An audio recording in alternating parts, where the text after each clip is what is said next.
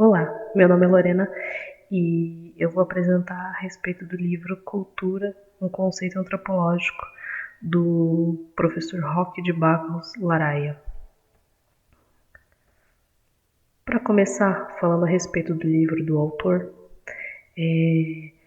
o Barros Laraia, ele é um antropólogo brasileiro, nascido em 1932. Ele foi formado pela UFMG em História e também tem doutorado em Sociologia na USP. E ele foi professor na Universidade de Brasília.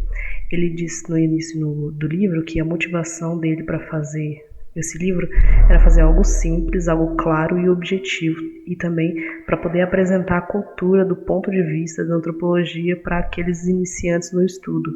Ele lançou o livro em 1986 pela editora Grupo Companhia das Letras, e o livro é dividido em duas partes, a primeira sendo 100 unidades e a segunda parte 5 unidades.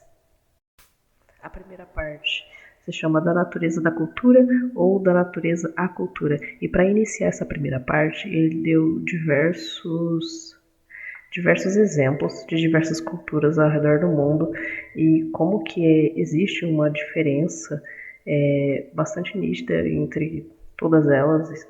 Na unidade 1, que é o determinismo biológico, ele fala que o determinismo biológico é aquele que vai atribuir habilidades, dons a certas etnias. Então, a biologia ela iria justificar certos comportamentos. Então, etnia, nacionalidade, cor de pele, religião, tribo ou diversos outros grupos. Isso também acabou justificando racismo, xenofobia e preconceitos. E ele também fala que não é a biologia que faz as culturas. Então, essa divergência de comportamentos que existem.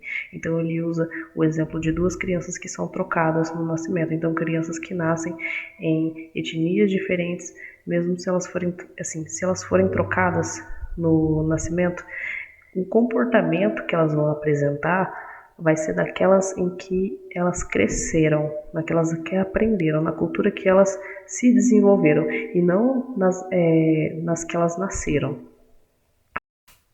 Ele também vai usar no livro dele os estudiosos da Unesco que disseram que o que justifica o comportamento, essa diversidade, é a história cultural. Então, o comportamento ele vai depender do aprendizado, então de uma endoculturação, que é o processo constante de aprendizagem. Na segunda unidade, ele vai falar a respeito de determinismo geográfico.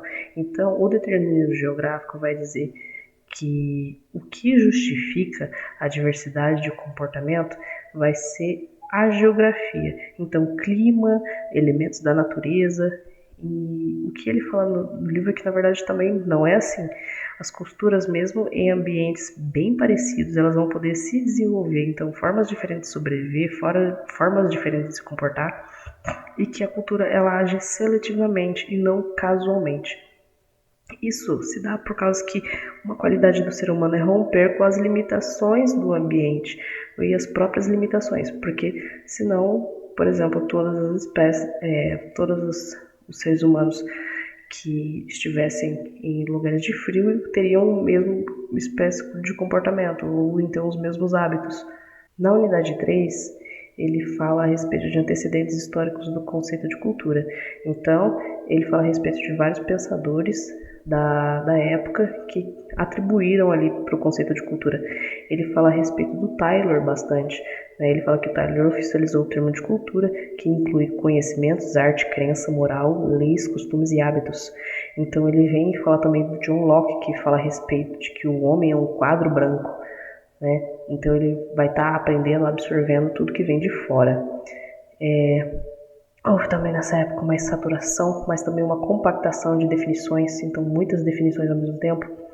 Então, a definição ela foi terminada por Kroeber, que foi separar o cultural do natural. Na unidade 4, ele fala a respeito do desenvolvimento do conceito de cultura. Houve uma iniciação desse debate e também um desenvolvimento dele. Então ele fala que para Taylor, o mesmo de antes, o Edward Tyler, fala que nada é por um acaso. Então, que as ciências humanas, de certa forma, elas também têm leis tanto quanto as ciências biológicas. E ele também vai vir criticar a teologia e falar que ela é uma barreira para definir esses conceitos. E ele também foi muito influenciado por Darwin e a origem das espécies. Então ele acreditava que a antropologia ele tinha uma missão de desenvolver uma escala de estágios de civilização. Acontece então que ele acreditava que existiam culturas que eram mais simples, elas iriam passar por um processo para chegar numa civilização mais avançada. O problema disso é que isso trouxe o etnocentrismo e junto com a ciência. Então, era nisso que ele acreditava. Veio Franz Boas para poder criticar esse evolucionismo do Taylor, que era um método comparativo. Em contraponto, ele trouxe o particularismo histórico, que acredita nas investigações históricas e que cada cultura segue seus próprios caminhos. Em continuação, o Kroeber ele traz uma separação do corpo e da alma, então daquilo que é orgânico e do cultural, aquilo que ele já vinha fazendo antes. Então, ele diz e reforça que a biologia não determina o comportamento. O Kroeber ele fala que nós não somos como os animais. Os humanos eles se adaptam sem mudar os corpos.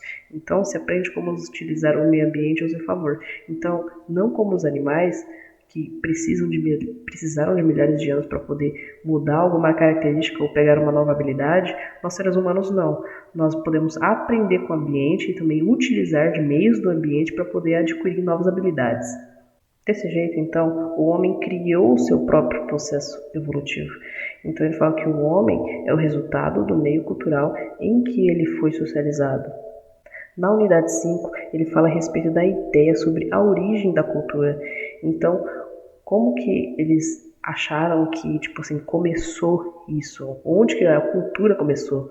Alguns estudiosos vão falar que a respeito começou a partir do momento em que se foi desenvolvido o cérebro, que é quando ele começou a ter mais massa, mais volume e ficou mais complexo. Outros falam que é a respeito de bipedismo. O Strauss acreditava que é a partir do momento em que houve a proibição do incesto. E o White é a partir do momento em que nós começamos a pegar símbolos, né?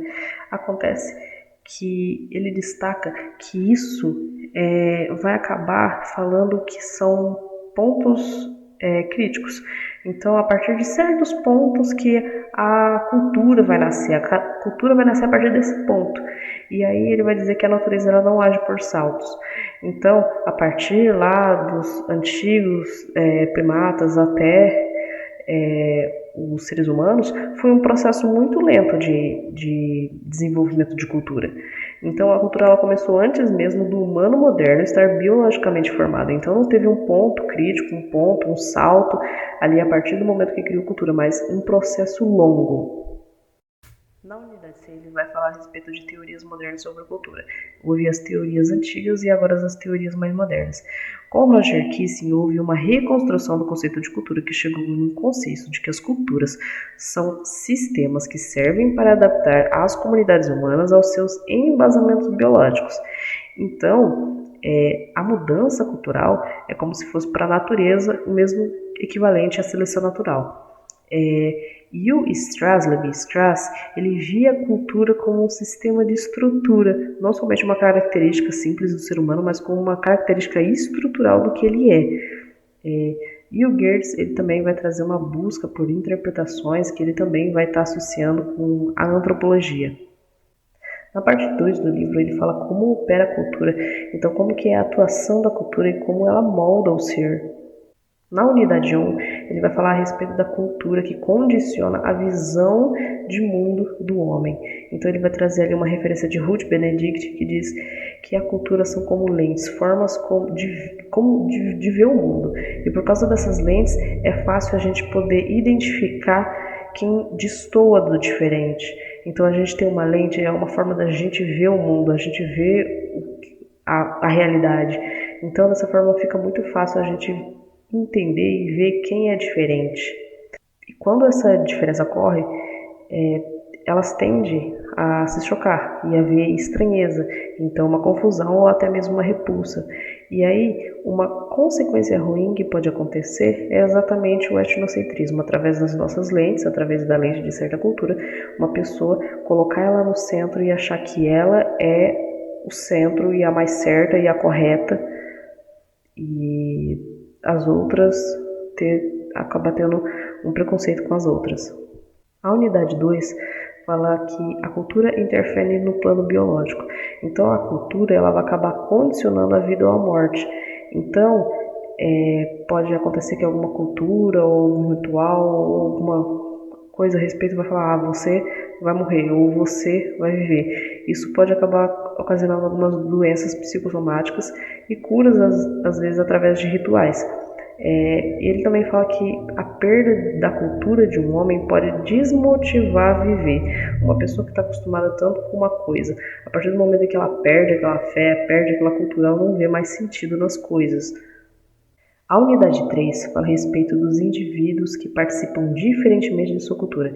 Então a pessoa ela nunca vai conseguir participar plenamente de todas as facetas de uma cultura, por causa que ela vai ter um papel. Essa pessoa, seja por diferença de sexo, seja por diferença de idade, de classe, de casta, ou então em seu lugar em rituais, ou no seu lugar da religião, vai depender de onde essa pessoa vai estar localizada naquela cultura. Então ela nunca vai conseguir viver todas as facetas de uma cultura ou viver todas as facetas.